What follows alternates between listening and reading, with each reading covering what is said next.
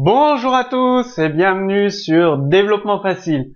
Donc ensemble, on continue la série de cours dédiés au langage PHP pour vous permettre de créer des sites internet qui soient dynamiques et performants.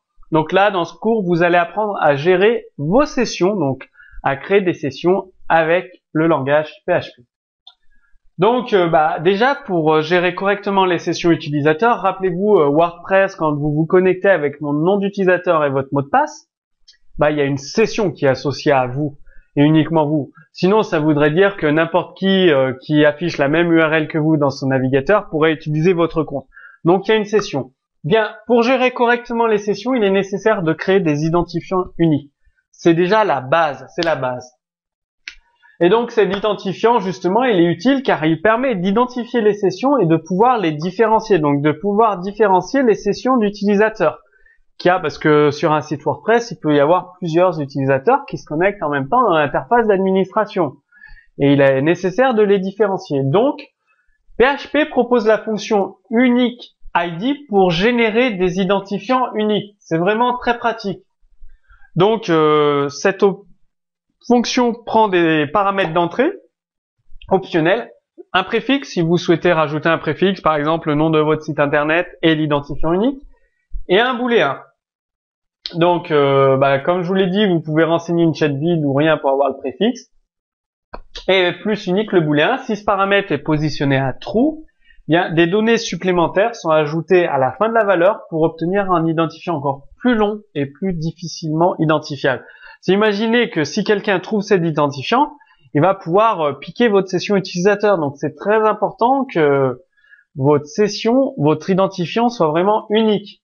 Donc ID, retourne une chaîne sur 13 caractères ou 23 si vous avez activé à true le paramètre plus unique.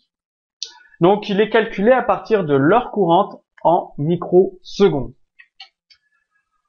Vous avez moyen de compliquer encore plus l'identifiant unique de session parce que c'est très important qu'il soit unique.